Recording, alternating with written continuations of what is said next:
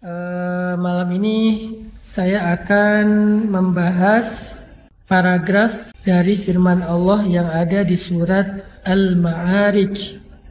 Teman-teman bisa buka surat Al-Ma'arij, surat 70 dari ayat 19 sampai ayat 35. A'udzu billahi minasy syaithanir rajim. Bismillahirrahmanirrahim. Innal insana khuliqa halu'a idza massahu asy-syarru jazu'a wa idza massahu al-khairu manu'a illal musallin alladzina hum ala salatihim daimun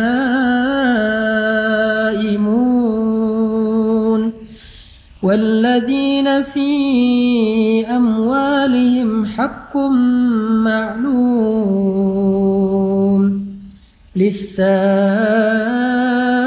wal mahrum والذين يصدقون بيوم الدين والذين هم من عذاب ربهم مشفقون إن عذاب ربهم غير مأمون والذين هم لفروجهم حافظون إلا على أزواجهم أو ما ملكت أيمانهم فإنهم غير ملومين فمن ابتغى وراء ذلك فأولئك هم العادون والذين هم لأماناتهم وعهدهم راعون والذين هم بشهاداتهم قائمون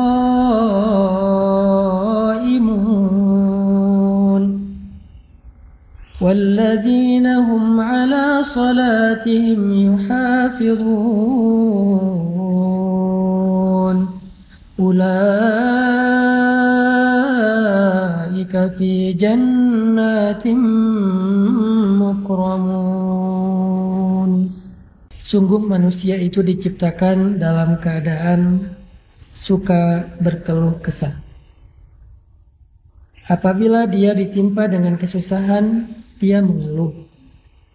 Dan apabila dia mendapatkan kebaikan, dia menjadi lupa diri.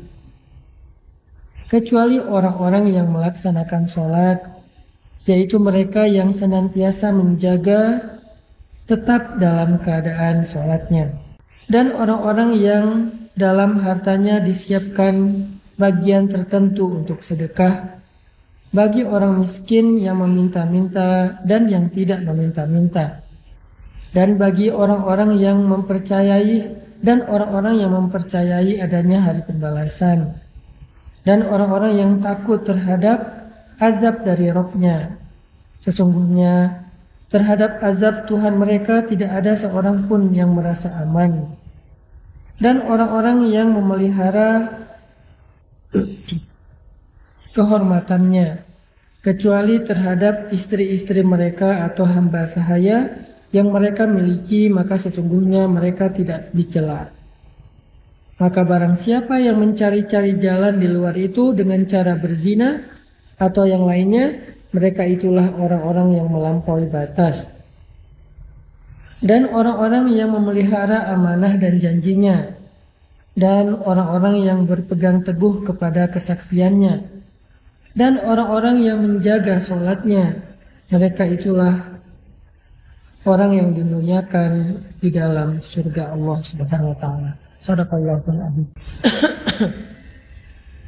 Teman-teman yang dirahmati Allah Subhanahu wa taala, itulah salah satu paragraf di dalam Al-Quran yang menjelaskan tentang fiqhul masyair, fikih perasaan. Bahwa Allah Subhanahu wa taala menjelaskan manusia itu secara jiwa atau perasaannya, mental ya, bukan jiwa, lebih tepatnya mental atau perasaannya itu pada dasarnya labil. Allah menggambarkan labil ini dengan istilah halu'a. Dia tuh mudah sekali berubah dan mudah sekali terguncang. Ketika dia dikasih kesusahan, dia menjadi berputus asa, berkeluh kesah, melemah, dan ketika diberikan nikmat, dia menjadi orang yang lupa diri, kikir, sombong, angkuh, dan sebagainya. Itulah sifat dari mental manusia yang labil, yang halu'a kalau dalam bahasa surat Al-Ma'arij. Kalau dalam bahasa surat An-Nisa itu diistilahkan dengan muzabzabina baina dzalik, terombang-ambing, enggak stabil gitu. Itulah dasarnya masyair, perasaan manusia itu kayak gitu. Mental manusia itu kayak gitu. Dia dalam kondisi yang enggak stabil. Kita bisa rasain sendirilah gimana mudahnya mental kita drop. Kadang-kadang pemicunya kecil, sederhana, tapi langsung tersulut, akhirnya terbakar. Hanya gara-gara orang klakson, kita jadi marah. Hanya gara-gara orang salah belok, kita jadi marah. Hanya gara-gara orang telat jalan ketika lampu hijau, kita jadi marah. Hanya gara-gara orang ngedim pakai lampu sorot, kita marah. Dan marahnya kita kadang-kadang yang rugi bukan orang itu, bukan orang lain. Yang rugi diri kita sendiri dan orang-orang yang semobil dengan kita di jalan. Di rumah juga kayak gitu. Kita sering marah itu dengan pemicu-pemicu yang kecil. Hanya gara-gara pasangan kita wajahnya mungkin lagi nggak terlalu ceria, kita jadi bete. Hanya gara-gara mungkin anak kita bangun tengah malam, kita jadi bete. Anak kita rewel, kita jadi bete. Salah ngomong seorang pasangan, kita jadi bete. Itu yang disebut dengan jazu'a, halu'a, mudah sekali untuk drop, mudah sekali untuk bete, mudah sekali untuk kepancing, mudah sekali untuk marah, mudah sekali untuk apalagi tersinggung, sakit hati, baper, dan seterusnya. Itulah yang disebut dengan halu'a, jazu'a, berkeluh kesah. Kita nge-WA seseorang, lama dirit, kita jadi tersinggung.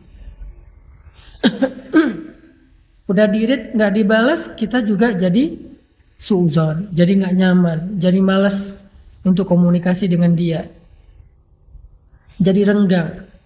Padahal bisa aja dia sibuk, bisa aja dia lupa, bisa aja dia WA-nya ketindih, bisa aja dia memang lagi nggak pegang handphone dan seterusnya. Di sosmed apalagi, namanya orang followers. Saya posting tilawah Al-Quran aja ada yang dislike, padahal yang diposting itu bukan komen-komen yang kontroversi, konten-konten yang kontroversi, bukan, tilawah Al-Quran. Ya mungkin dia dislike karena menurut dia saya ada yang salah baca mungkin, atau ada yang nggak fasih tajwidnya, Allahu alam. Tapi ya itu kadang-kadang bikin kita ngerasa kayak sedih gitu. Itulah sifat dari mental manusia. Mudah banget kepancing, mudah banget terluka, mudah banget kegores. Sampai para ulama mengatakan hati kita itu kadang-kadang lebih rentan daripada kaca.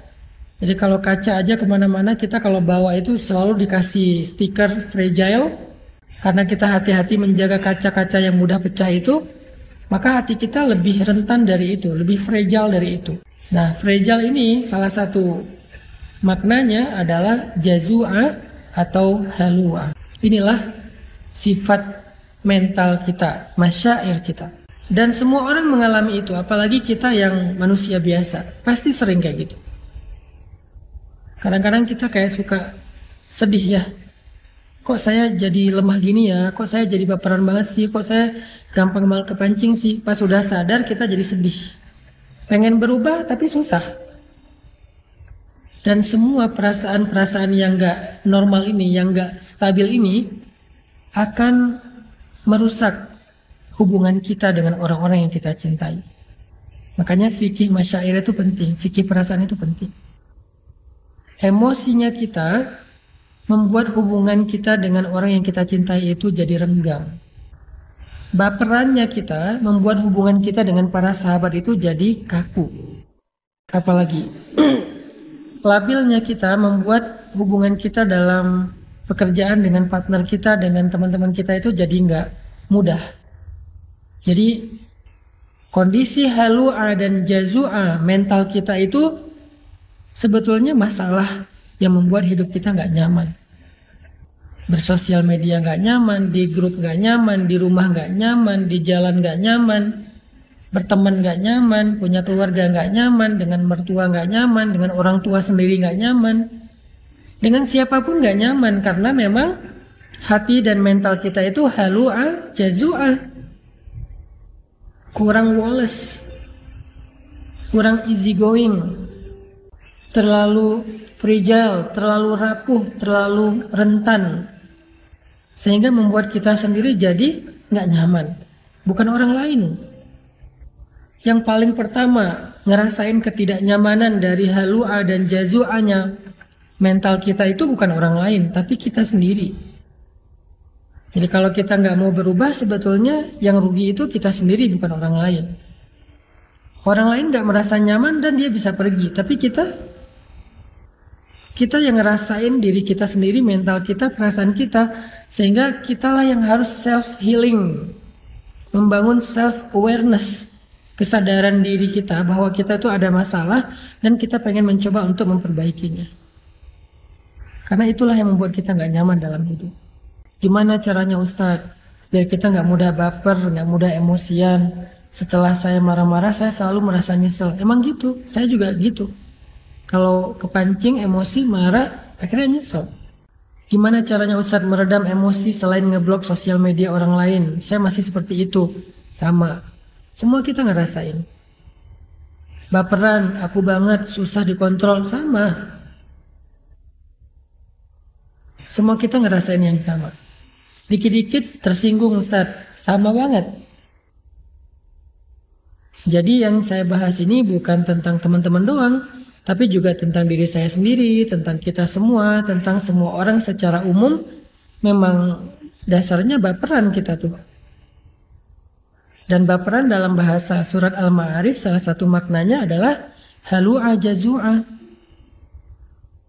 Tapi giliran diberikan nikmat, diberikan kelebihan, diberikan anugerah, perasaan kita juga nggak kekontrol. Tiba-tiba jadi sombong, tiba-tiba jadi angkuh, tiba-tiba jadi besar kepala, tiba-tiba jadi egois. Ketika kita diberikan kelebihan, susah banget kan ngontrol riya tuh. Susah banget kan ngontrol sombong tuh. Apa arti sombong? Merasa diri lebih baik dari orang lain. Merasa orang lain itu nggak ada apa-apanya. Baru diberikan kelebihan sedikit aja, udah muncul tuh rasa sombong. Rasa riya. Riya itu berhubungan dengan ibadah. Kalau sombong berhubungan dengan urusan hidup. Kalau riya identiknya dengan ibadah, baik itu ibadah ritual maupun ibadah sosial. Itu riya. Nggak kekontrol kan? Begitu kita lakukan satu kebaikan, lalu orang lain tahu, kita muncul rasa ingin dipuji, minimal pengen di like. Di like itu kan pujian ya, bentuk apresiasi kan. Coba kalau kita posting satu kebaikan, satu kerjaan, satu karya di sosial media, terus nggak ada yang like, rasanya gimana? Sedih atau biasa aja? Nggak ada yang like. Atau biasanya yang like itu ribuan, tiba-tiba yang like itu cuma puluhan orang, rasanya gimana? Karena saya ngalamin, ketika yang view-nya banyak, ketika yang like-nya banyak, ketika yang komennya banyak, dan ada masanya yang like-nya sedikit, bahkan kalau di YouTube itu ada yang dislike, ada yang enggak, ada yang unlike. Itu gimana rasanya?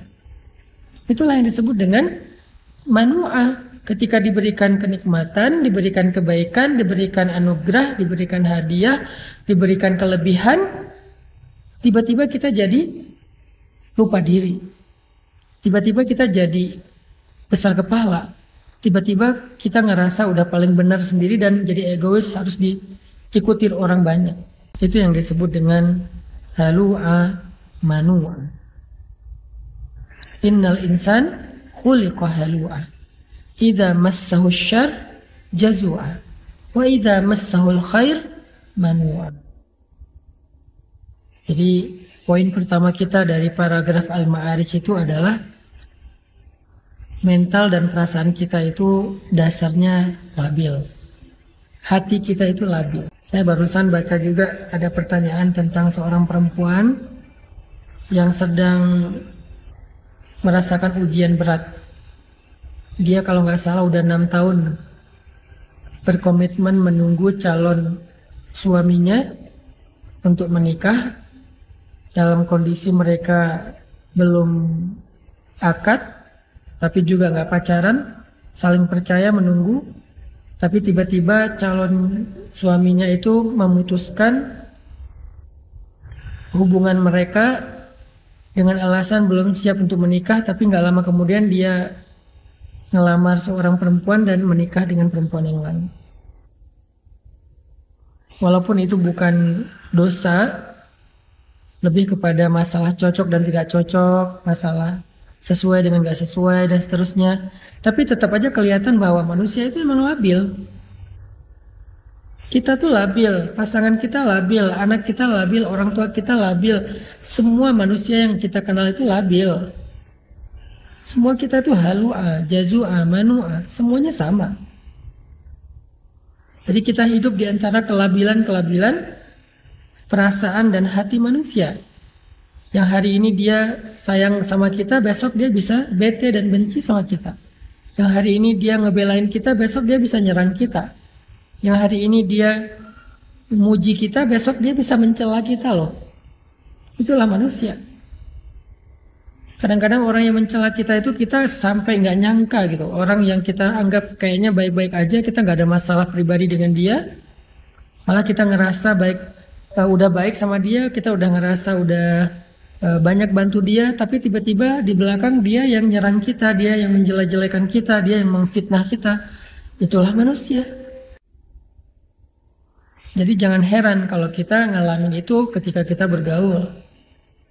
Kalau kita masih heran pas ngalamin itu, berarti kita kayak naif. Kita pikir kita hidup di antara malaikat. Enggak, kita hidup di antara manusia. Dan kita bagian salah satu di antara itu. Kita juga pernah banget lah ngecewain orang. Nggak tepat janji pernah. Bahkan ingkar janji pernah. Kalau nggak tepat janji meleset. Kalau ingkar janji, ya sengaja aja nggak mau menunaikan janji. Marah-marah pernah. Mencela pernah. Apalagi menghina pernah. Bahkan mungkin fitnah juga pernah. Menggibah pernah. Banyak kok kekecewaan yang pernah kita lakuin kepada orang lain. Jadi jangan heran kalau dalam kehidupan yang labil ini kita melihat seseorang berubah dengan cepat. Itu jangan heran. Toh kita juga kayak gitu. Makanya karena Allah tahu kita diciptakan dalam kondisi mental, perasaan dan hatinya itu labil, gampang terbolak-balik. Dari yang benci jadi cinta atau dari cinta jadi benci, itu terjadi di mana-mana. Maka Allah Subhanahu wa taala memberi kita nasihat di dalam surat Al-Ma'arij. Karena Al-Qur'an itu adalah tazkiyatun nafs, obat bagi jiwa, syifa'un lima fis sudur, obat penyembuh bagi penyakit-penyakit yang ada di dalam dada, penyakit hati, penyakit perasaan. Al-Qur'an adalah penyembuhnya. Bukan hanya dawa, tetapi syifa. Kalau dawa itu obat, kalau syifa itu penyembuh. Kalau dawa, obat belum tentu sembuh. Kalau syifa, Allah menjamin akan sembuh. Kalau kita benar-benar memahami dan mengamalkan Al-Quran. Gimana cara memahami dan mengamalkan Al-Quran sementara membaca aja nggak ngerti? Itulah kenapa kita harus belajarnya bareng. Jangan belajar sendiri secara otodidak, ntar salah paham. Belajarnya kepada Ustaz. Alhamdulillah dulu saya di Mesir ngambil jurusan tafsir Al-Quran di Al-Azhar. Di belakang saya tuh yang rak atas biasanya buku-buku referensial, buku-buku tebal berbahasa Arab. Kemudian rak di tengah ini biasanya buku-buku motivasi, buku-buku yang baru dari ada yang ngasih hadiah kayak gitu-gitu. Saya coba baca dari tulisan-tulisan ulama, lalu nge-share kepada teman-teman. Gitulah cara kita belajar. Tapi kalau kita belajar otodidak cuman sekedar dengar booster, kita cuma dapat motivasi agama tapi nggak belajar agama. Motivasi dengan belajar itu beda. Kalau dapat motivasi itu dapat spirit. Kalau belajar dapat lentera. Ini sedikit ya, biar teman-teman beda. Bisa ngebedain apa bedanya dengerin booster sama belajar. Dengerin booster setiap hari dengan belajar kayak gini seminggu 2 kali, bedanya apa? Kalau dengerin booster, dengerin ceramah yang sifatnya adalah penyemangat, itu tuh kayak kita, kayak kendaraan tuh dikasih bahan bakar. Kendaraan kalau nggak ada bahan bakar nggak akan jalan, kecuali dengan cara didorong, capek kan? Jadi dikasih bahan bakar. Tapi ada bahan bakar, jalan, kalau nggak punya setir, nggak punya lampu, itu bisa masuk jurang, bisa masuk selokan, bisa kecelakaan. Nah, belajar secara serius kepada ustadz, guru, ulama, itu sama seperti kita menyalakan lampu mobil dan pakai setir. Sehingga kalau jalannya gelap, jalannya belok-belok, kita tetap bisa on the track. Maka booster adalah spirit yang menyemangati kita dalam beramal soleh. Tapi ilmu yang kita belajar seminggu 2 kali dengan live kayak gini adalah lentera. Lentera yang kita bawa untuk menjadi penunjuk jalan. Biar kita nggak salah jalan. Kalau kita udah tahu jalannya, booster yang ngedorong kita untuk bergerak. Dua-duanya penting. Dari Al-Quran, dengan kita belajar serius seperti sekarang, walaupun saya berusaha sebisa saya menggunakan bahasa yang gampang, yang mudah, yang sederhana, tapi kontennya tetap substansial, tetap bedah Al-Quran. Cuma dengan bahasa sederhana yang saya mampu, sesuai dengan bahasa sederhana ketika saya lagi nongkrong bareng dengan teman-teman. Saya nggak mau bahasanya kayak bahasa mimbar banget, bahasa pesantren banget, bahasa kampus banget. Mungkin teman-teman bakal ngerasa kayak berat banget sih pembahasannya. Tapi kalau gini kan kita kayak lagi ngobrol di tongkrongan kita. Tapi pembahasannya Al-Quran. Kayak gini kita belajar. Supaya apa? Supaya dapat lentera. Dapat petunjuk, dapat cahaya dalam berjalan di dalam kehidupan kita. Nah, Allah Subhanahu wa taala menjadikan Al-Quran itu sebagai petunjuk. Hudan lil muttaqin, hudan linnas wa bayyinatin minal huda wal furqan. Al-Quran itu petunjuk. Dan ketika kita pengen mengambil petunjuk Al-Quran, caranya nggak cukup baca sendiri. Kita harus membedahnya dengan tafsir, tadabbur, tafakkur, dan seterusnya. Bersama seorang guru. Malam ini kita belajar seperti malam-malam yang udah lalu tentang petunjuk perasaan. Gimana cara mengatur perasaan kita biar hidup kita nyaman. Karena kenyamanan hidup diawali dari dalam diri kita, bukan dari faktor-faktor fasilitas yang ada di luar kita. Ada orang yang bahagia walaupun hidupnya sederhana. Ada orang yang sengsara, sedih, mengeluh walaupun dia hidup dalam istana. Kasihan gak tuh orang hidup dalam istana tapi mengeluh. Orang hidup di gubuk sederhana tapi dia bahagia. Karena orang lupa kebahagiaan itu sumbernya ada di sini. Bukan di rumahnya seperti apa, mobilnya kayak gimana.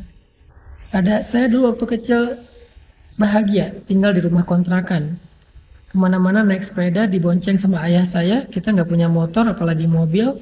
Cuman punya satu sepeda ontel yang zaman dulu. Yang bahkan sekarang udah jadi mahal harganya karena klasik. Dulu tuh murah banget. Kemana-mana cuma pakai sepeda. Atau naik angkot. Naik angkot pun Saya harus berdiri karena emak saya nggak sanggup bayar ongkos angkot untuk saya dan adik-adik. Jadi cuma emak doang yang duduk, kita berdiri. Atau naik sepeda. Tapi apakah kita sengsara? Enggak sama sekali. Hidup saya tuh happy banget waktu kecil. Saya ngerasa beruntung punya orang tua seperti ayah dan ibu saya. Saya merasa beruntung punya keluarga saya. Walaupun kita bukan lagi sederhana, miskin, tapi kita bahagia banget. Saya nggak pernah menyesal memiliki keluarga saya. Jadi itu menjadi bukti buat saya, ternyata bahagia itu sumbernya bukan di dalam fasilitas hidup, tetapi di dalam hati kita. Selama hati kita bisa dibahagiakan, maka kita akan merasa cukup dengan apapun. Ibu saya mampu membahagiakan saya, walaupun nggak bisa ngasih jajan yang banyak. Dulu jajan pergi sekolah tuh, kalau diuangkan sekarang mungkin sekitar cuman 1.000 rupiah lah.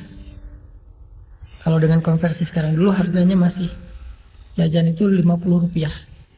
Tahun berapa Ustaz? Adalah pokoknya. Jajan tuh 50 rupiah. Kalau dikasih 100 rupiah, itu tuh jingkrak. Tapi dikasih 50 pun nggak sedih. 50 rupiah itu bisa beli mie yang dibungkus pakai daun pisang yang jualnya guru sekolah. Waktu itu yang jual kalau nggak salah guru olahraga, ibu-ibu. Beliau kalau berangkat ke sekolah itu ada 3 guru kita di SD itu yang jualan di sekolah, di kantin, naruh di kantin. Mie yang dibungkus daun pisang itu harganya 50 rupiah. Sekarang mungkin 1.000 rupiah. Dengan jajanan 1.000 rupiah saya happy. Kenapa? Karena kebahagiaan kita itu bukan angka. Kebahagiaan kita itu bukan berapa besar jajannya. Kebahagiaan kita itu bukan berangkat ke sekolah pakai Mercy atau Alphard. Kita jalan kaki kasih bolang. Berangkat jalan kaki, pulang jalan kaki. Jarak sekolahnya sekitar 2 kilo. Jalan kaki. Kadang lari, kadang jalan. Kadang sambil main sama adik berdua jalan ke sekolah. Jam 7 berangkat, setengah 8. Perjalanan 20 menit, setengah 8 masuk. Kalau dari depan gang sekolah itu udah kedengaran teng suara lonceng, kita lari sekencang mungkin sampai di dalam kelas itu udah ngos-ngosan dan keringetan kayak orang treadmill. Tapi kita happy banget. Jadi kalau pengen bahagia teman-teman, yang pertama harus kita rawat itu adalah hati dan perasaan kita, bukan tubuh kita. Tubuh kita perlu dirawat, ya banget. Tapi itu bukan yang paling utama. Itu perlu, tapi ada yang lebih perlu. Kalau pengen hidup bahagia itu, belajarlah merawat hati dan perasaan kita, jiwa dan mental kita. Dan gimana cara ngerawat hati dan perasaan, jiwa dan mental kita? Bukan dengan skincare, bukan dengan kendaraan baru, bukan dengan aksesoris, bukan dengan fasilitas hidup. Jiwa dan perasaan kita itu dirawat dengan iman, memperbaharui iman. Bukan dengan jalan-jalan Ustaz. Bisa, tetapi enggak enggak tangguh. Bukankah kita kadang-kadang bete gara-gara jalan-jalan, macet, apalagi yang tinggal di kota-kota besar, baru keluar rumah udah macet. Udah capek-capek macet-macetan, sampai di sana cuman sebentar udah tutup. Dan banyak lagi masalah-masalah teknis terjadi. Jadi yang harus di happyin itu bukan zahirnya dulu, tapi batinnya. Dan sumber kebahagiaan batin itu kalau kita pengen belajar, apalagi setelah hidup kita rumit seperti sekarang setelah kita dewasa. Kalau anak kecil mungkin lebih gampang happy lah ya, hidupnya nggak rumit. Tapi setelah kita dewasa, hidup kita udah rumit, kita butuh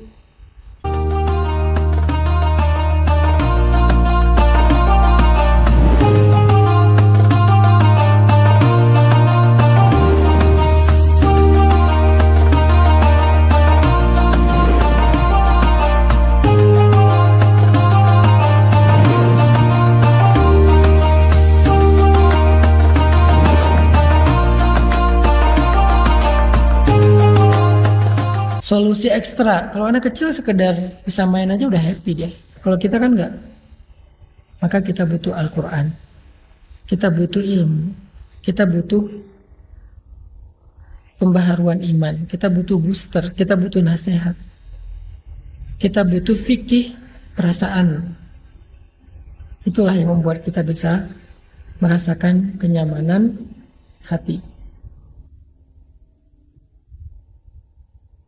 Allah Subhanahu wa Ta'ala mengajarkan kepada kita di dalam surat Al-Ma'arij gimana caranya biar mental, jiwa dan hati kita tuh stabil.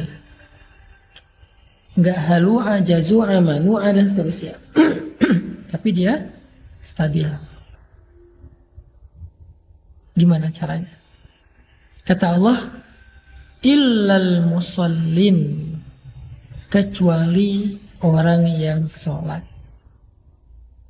Pada dasarnya manusia itu labil, dikasih ujian labil, dikasih nikmat labil, dikasih ujian ngeluh, putus asa, dikasih nikmat lupa diri, sombong dan seterusnya, kecuali illal musallin, orang yang sholat. Illal musallin, kecuali orang yang sholat. Sehingga bagi orang yang beriman, sholat itu adalah rahatul qalb, rahatun nafs. Sholat itu adalah rehatnya hati, rehatnya jiwa. Ketika jiwa dan hati kita merasa lelah dan capek, maka sholat adalah istirahatnya.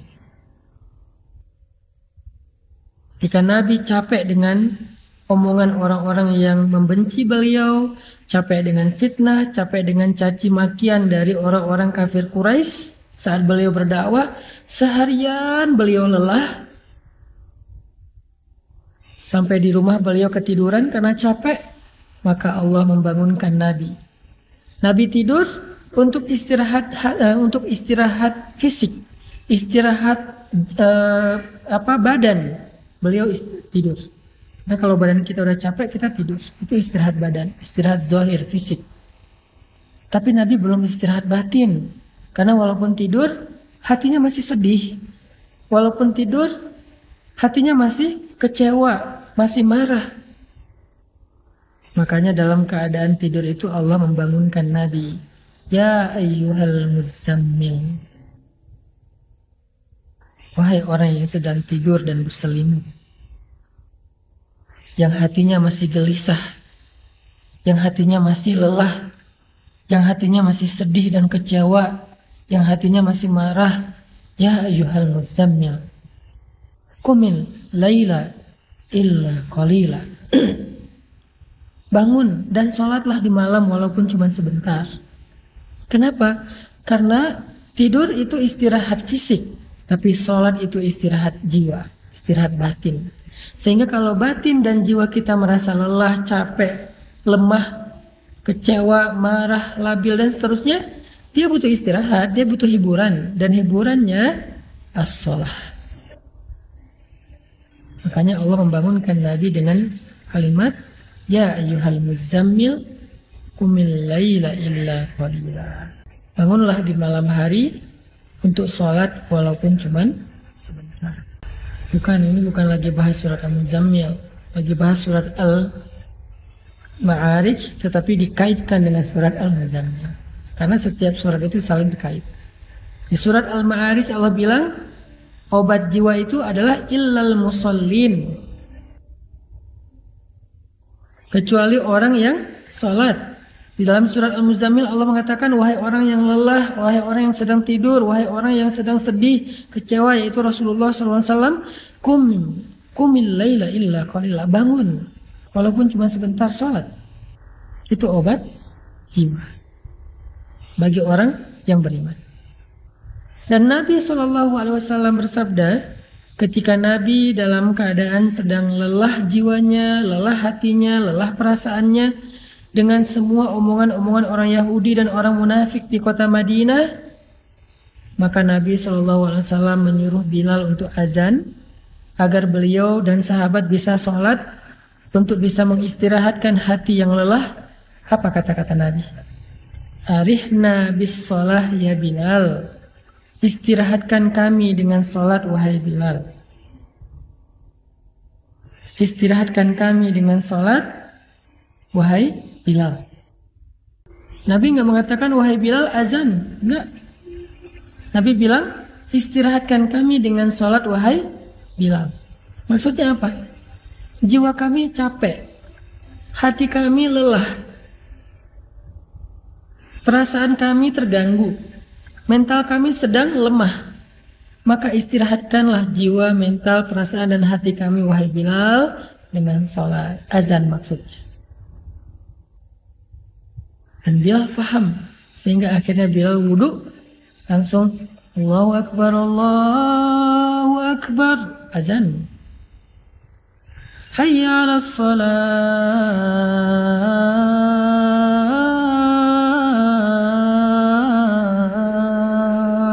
Yuk kita sholat. Hayya 'alal falah.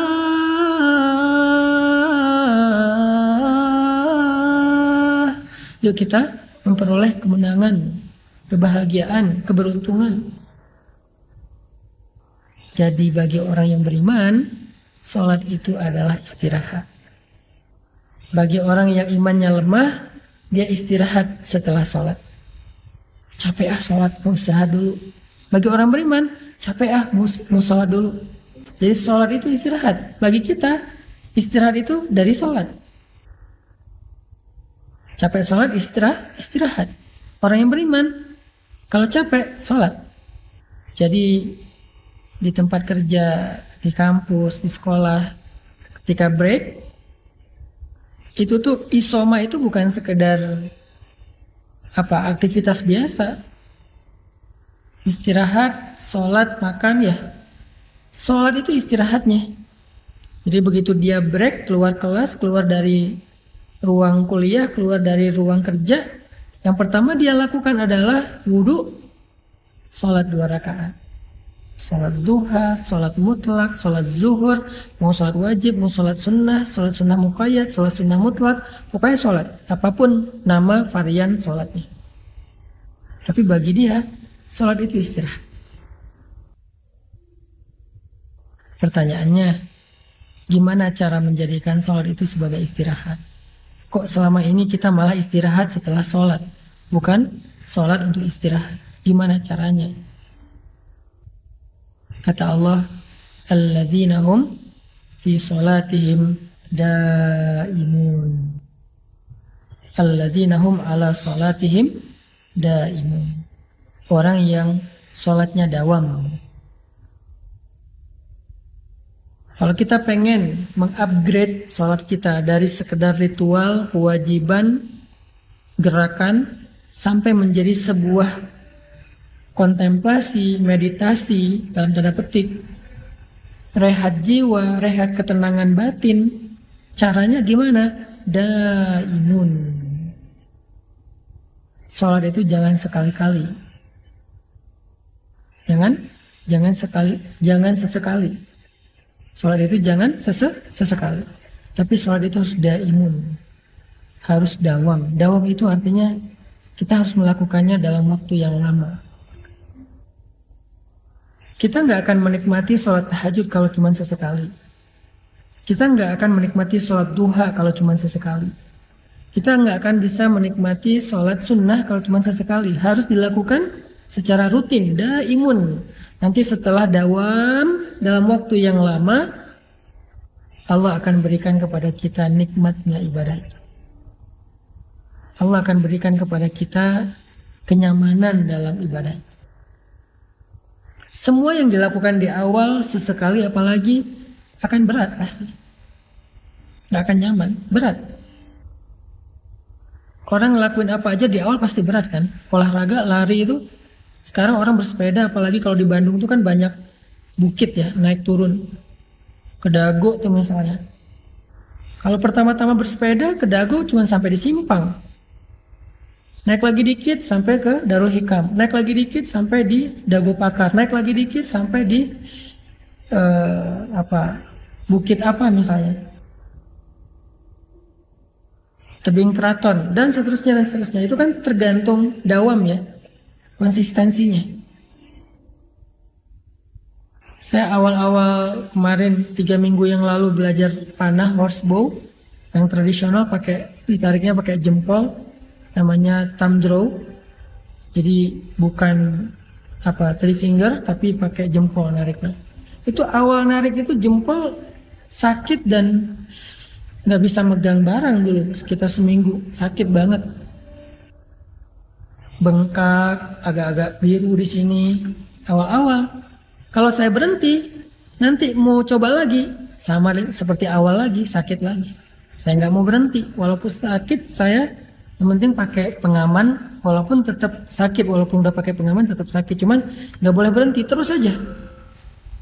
Pertama sehari 50 shot, naik 75, 100, sekarang didawamin 150 sehari. Idealnya berapa? 500 shot sehari. Kalau udah sanggup 500 shot sehari dengan berat tarikannya di atas 40 lbs misalnya, berarti nanti dia udah nyaman, nembak udah enak, menikmati sasaran itu udah nyaman. Itu tuh kerasa tuh kalau udah dawam. Dulu saya awal-awal surfing di laut pas diajak teman sekitar 3 tahun yang lalu lah ya, awal-awal surfing. Itu pedal, wah rasanya ini tuh nggak bisa digerakin, bengkak semua. Jadi ototnya kaget kan. Pedal, apalagi kalau udah surfingnya ombaknya pas lagi gede, pasang pula. Kita ngelawan ombak pas awal-awal jalan ke poin, itu tuh berat banget. Kita udah pedal sekuat tenaga tapi kayak belum jalan gitu, masih di situ-situ aja. Tiba-tiba datang ombak gede, kita harus lari. Kalau nggak lari kita akan di smackdown sama ombak yang udah 2 meter, 3 meter. Itu rasanya berat semua. Tapi begitu udah dawam, sebulan, berapa kali, terus jangan sampai nunggu ototnya lupa. Kan dia punya otot memori kan. Kalau udah lupa nanti mulai dari awal lagi. Udah nyaman, pedal tuh enak. Lari dari ombak itu udah santai, nggak panik lagi. Pertama-tama panik sampai takbir Allahu Akbar, lari. Sekarang udah setelah lama beberapa kali berlatih udah lebih nyaman. Sekarang udah lama nggak ke laut, kayaknya udah mulai dari awal lagi nih. Kalau sekarang ke laut, main skate juga kayak gitu. Naik skate tuh berdiri doang susah, apalagi jalan, apalagi drop in, apalagi sampai belak-belok segala macam. Naik motor awalnya kok nggak enak banget ya naik motor. Kalau udah bisa nyaman. Naik mobil kok nggak enak banget ya, susah banget ngukur yang kanan kiri segala macam. Kalau udah dapat feel-nya, sebetulnya lebih enak pakai feel daripada pakai teknologi sensor. Saya sendiri kalau nyetir seringnya pas mundur tuh sensornya udah tit, tapi saya masih mundur sedikit lagi karena pas parkir tuh dimentokin biar bisa tutup gerbang misalnya. Feel kita lebih kuat daripada sensor teknologi. Tapi setelah dawam, begitulah dengan awal-awal tahajud itu pasti nggak enak, dingin, ngantuk, sendiri, pening. Duha juga gitu, walaupun lebih ringan dari tahajud. Salat wajib juga kayak gitu, ke masjid juga kayak gitu, subuh apalagi. Kalau mau menikmatinya menjadi rehat, kita harus sabar melakukannya dalam waktu yang lama. Jangan menyerah dulu. Karena begitu kita menyerah, nanti kita akan memulai dari awal lagi kalau kita mencoba. Ustadz, susah nggak sih main panahan? Jadi pengen coba Ustadz. Nggak. Main panahan itu enak banget, seru banget. Saya nyesel baru main 3 minggu yang lalu secara serius. Keren banget. Sunnah, olahraga yang disunnahkan Nabi, dan Nabi pasti punya alasan kenapa Nabi hobi banget main panah, berkuda. Kan itu hobinya Nabi ya. Pasti ada sesuatu yang istimewa lah. Dan saya mulai merasakan apa yang paling kerasa. Saya itu punya asma. Dan kata terapis saya, gara-gara tulang rongga paru-paru saya itu terlalu nekuk. Harus dibuka. Dan membuka tulang rongga itu harus terapi. Dan saya kurang istiqomah terapinya. Pas manahan, baru 2 minggu, 3 minggu, alhamdulillah sekarang udah jarang sesek. Sesak sedikit aja. Barusan saya bersin-bersin, sesak tapi nggak separah dulu. Jadi, tapi nanti ya kalau misalnya teman-teman yang pengen nyoba panahan yang enak, insya Allah tunggu aja, doain dan yuk kita support pesantren pemuda hijrah. Mudah-mudahan segera kita bangun masjidnya yang konsepnya living with the nature, kita jaga keaslian alamnya, nanti kita bisa panahan di sana. Di antara pohon-pohon pinus, mendengar suara elang, terus kita panahan. Nah, saya tunggu Bang Andi TG datang ke Bandung, ntar kalau udah pesantren jadi, kita api unggun barbekyuan di hutan bareng dengan teman-teman di sini sambil manahan. Balik lagi ya ke materi kita. Intinya daimun, harus dawam, nggak boleh cuma sesekali. Mau menikmati sholat, caranya nggak bisa sesekali, harus dawam. Mau menikmati perjalanan, nggak bisa sesekali. Kita kalau jarang melakukan perjalanan tuh gampang mabuk, gampang capek, nggak betah lama-lama di kendaraan. Tapi kalau udah sering traveling, touring, apalagi off-road, itu kalau nggak biasa pasti capek banget off-road itu. Apalagi kalau ketinggalan rombongan sendiri tengah malam di dalam hutan, kan ngeri tuh. Banyak kejadian kayak gitu. Teman saya juga pernah, saudara saya juga pernah ketinggalan karena motornya bermasalah. Terus dia di urutan terakhir di belakang banget, teman-temannya udah jalan duluan, dia ketinggalan, teman-temannya nggak tahu. Akhirnya dia bermalam di hutan, pas motornya udah nyala sekitar jam 12 malam, dan dia nggak tahu jalan, muter-muter di hutan tuh ngeri banget. Tapi buat dia itu enjoy. Saya ngedengar ceritanya aja horor, tapi dia bilang dia bisa kayak nggak panik dan menikmati tuh. Sampai akhirnya dia ketemu jalan, terus sampai ke pos. Ya mungkin menjelang subuh lah dia baru sampai ke pos. Teman-temannya udah pada nunggu di sana gitu. Coba kalau kita yang belum berpengalaman, baru sesekali doang touring dan off-road, wah mungkin nangis nggak kemana-mana, sambil nangis aja duduk di situ. Terus ada yang nyamperin, malah makin horor kan ya. Itu kalau kita nggak berpengalaman. Apapun kalau dilakukannya belum dawam, nggak akan dapat rasa nikmatnya. Harus dawam. Begitu juga dengan, maka Allah mengatakan alladzina hum ala sholatihim daimun. Orang yang sholatnya dawam, orang yang sholatnya terus menerus. Jangan menyerah, jangan berhenti untuk melakukan ibadah sholat, walaupun awalnya sholat itu berat.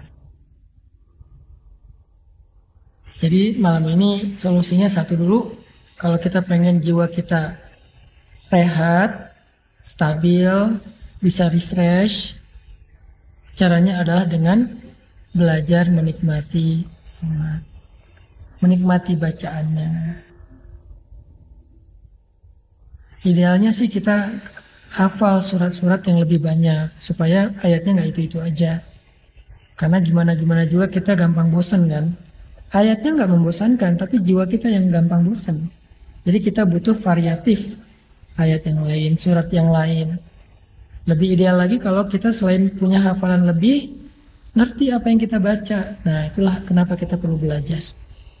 Surat Ad-Duha yang udah kita bahas di awal-awal live dulu. Hafal surat Ad-Duha, setelah itu pahami maknanya, supaya pas teman-teman sholat duha, udah bisa menikmati. Jadi rehat sholatnya. Surat Al-Insyirah, surat Al-Asr, surat Al-Anfal yang awal, surat Al-Ahzab kisah Nabi Musa, surat Yusuf kisah Nabi Yusuf.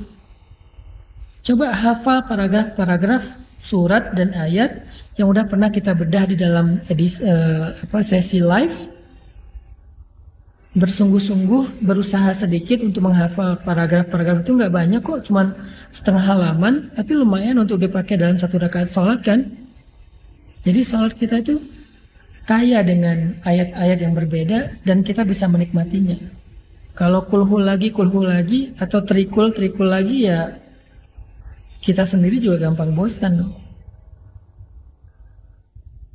nikmati ayat yang dibaca, nikmati doa-doa yang dibaca. Kalau perlu, fahami fadilah dari doa yang dibaca di dalam sholat. Apa sih keutamaannya membaca doa itu? Kalau teman-teman tahu keutamaan membaca doa i'tidal itu bangun dari ruku. Rabbana lakal hamdu hamdan katsiran thayyiban mubarakan fih. Kalau teman-teman tahu fadilah dari membaca doa itu, kita akan menikmati ruku i'tidal kita. Jadi i'tidal itu nggak buru-buru bangun dari ruku langsung sujud, enggak. Kita nikmati i'tidal.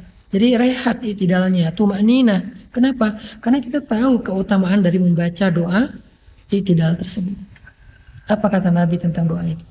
Siapa yang bangkit dari rukunya dalam keadaan i'tidal. I'tidal itu artinya berdiri secara lurus. I'tidal itu nggak boleh kayak gini. Ini bukan i'tidal. Ada orang yang bangun dari ruku langsung sujud, buru-buru gitu. Ini nggak i'tidal. I'tidal itu gini. Harus lurus dan tenang. Siapa yang ketika bangun dari ruku berdiri i'tidal kemudian dia membaca Rabbana lakal hamdu hamdan katsiran thayyiban mubarakan fih, maka malaikat akan berebut untuk mendoakan dia. Malaikat itu akan berebut, pengen cepat-cepat datang sebelah dia dan mendoakan dia. Kayak gimana suasana rebutan di antara malaikat ya? Teman-teman yang pernah umroh tahu Raudhah atau pernah lihat di TV gimana crowded, gimana seseknya Raudhah, Multazam, Hajar Aswad, apalagi Hijr Ismail. Tahu kan gimana crowdednya tempat-tempat suci itu, tempat-tempat yang mustajabah doa itu.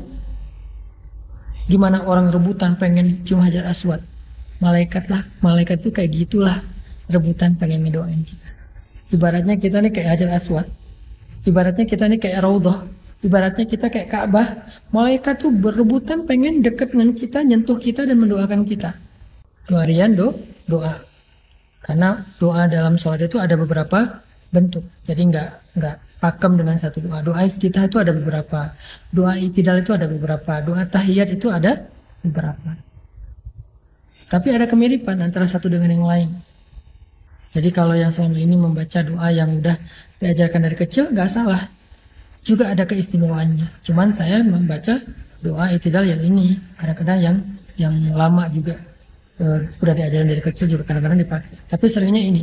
Karena saya tahu fadilah membaca doa ini itu ternyata luar biasa. Direbutin sama malaikat dan didoain. Direbutin untuk didoain sama malaikat. Kayak kita rebutan pengen cium Hajar Aswad. Kayak orang yang rebutan pengen masuk Raudhah, pengen berdoa di Multazam, pengen masuk ke dalam Hijr. Malaikat tuh rebutan pengen nyentuh kita dan mendoakan kita. Keren ya? Nah, kita belajar itu bertahap, perlahan-lahan. Malam ini dapat i'tidal dulu, nanti tambah lagi. Supaya lama-lama kita bisa menikmati sholat. Oh ternyata sholat itu gini ya, keren ya. Atau saya janjiin deh, insya Allah nanti pada live bulan September ya, live dari jilid ketiga bulan September. Insya Allah saya akan mulai ngebedah sedikit-sedikit tentang hal-hal yang istimewa dari sholat, supaya kita bisa lebih menikmati sholat. Istimewanya doa iftitah itu apa? Istimewanya membaca Al-Fatihah itu apa? Amin bareng dengan imam itu apa? Membaca surat-surat pilihan itu istimewanya apa aja? Ruku, i'tidal, sujud, tahiyat, sebelum tahiyat, salam. Istimewanya menunggu sholat setelah azan, menunggu azan sebelum waktunya, dan seterusnya. Kita akan bedah satu persatu. Insya Allah nanti akan coba saya masukin dalam materi live pada jilid ketiga. Masing-masing doa itu ada fadilahnya. Intinya yang saya pengen sampaikan, kita belajar itu di dalam sholat supaya nanti kita bisa menikmati. Oh i'tidalnya keistimewaannya ini, sujud keistimewaannya ini, membaca doa ini ada istimewanya ini. Kan banyak banget ya. Jangan sampai kita membenturkan satu bacaan dengan bacaan yang lain. Semuanya juga sunnah Nabi, cuman dengan varian yang banyak. Nanti ada yang membaca doa iftitahnya yang dulu Allahu Akbar kabira walhamdulillahi katsira subhanallah bukratan wa asila, dan seterusnya. Ada juga yang membaca doa iftitah yang macam-macam. Nanti kita bedah satu-satu. Ada yang doa tahiyatnya pakai sayyidina, ada yang nggak pakai sayyidina. Masing-masing punya keistimewaan. Ada yang setelah doa tahiyat membaca doa ta'awuz dari dajjal, dari neraka, dari azab kubur, dan seterusnya. Doa-doa ketika sujud.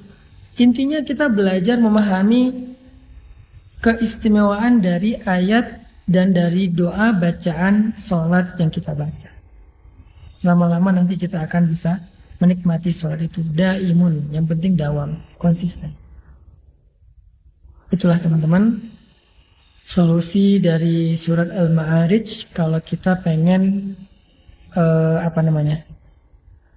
pengen menjaga jiwa kita lebih stabil dan lebih bisa istirahat. Orang untuk bisa ikut yoga, bisa ikut meditasi, sampai harus nyari tempat yang tinggi, nyari hotel yang resort dan segala macam, bayar mahal klubnya. Allah udah menyediakan kepada kita sholat yang paling baik. Sholat itu harusnya lebih tenang daripada meditasi dan yoga. Gimana caranya? Ya kita belajar, daimun. Harus didawamkan dulu. Awal-awalnya pasti nggak akan mudah. Apalagi sholat-sholat tertentu. Tapi insya Allah secara istiqomah semuanya juga akan bisa kita nikmati suatu saat kelak. Kalau sholat udah jadi rehat jiwa, maka begitu kita sedih, kita sholat, Allah akan hibur hati kita. Begitu kita marah, kita sholat, Allah akan tenangkan hati kita. Begitu kita kecewa, kita sholat, Allah akan kuatkan hati kita. Disitulah kita akan merasakan rahatun nafs di dalam sholat. Ternyata sholat itu adalah nikmat bagi jiwa kita. Itu aja yang bisa saya sampaikan pada kesempatan ini dalam tongkrongan kita. Semangat terus teman-teman. Walaupun hidup kita itu kadang-kadang seperti roller coaster ya, naik turun tiba-tiba, semangat terus. Caranya cas terus iman kita. Mudah-mudahan dengan kayak gitu iman kita dalam keadaan naik turunnya nggak terlalu drop, nggak terlalu jauh, dan belajar mendekatkan diri kepada Allah Subhanahu Wa Taala. Saling mengingatkan, wa tawassaw bil haq wa tawassaw bis sabr. Saya mohon pamit dulu. Jazakumullahu khairan jazak. Makasih banyak atas keistiqomahan teman-teman. Mudah-mudahan Allah memberkahi kita semuanya. Allahumma inna nas'aluka ridhaka wal jannah wa na'udzubika min sakhatika wan nar. Subhanakallahumma wa bihamdika asyhadu an la ilaha illa anta astaghfiruka wa atubu ilaik.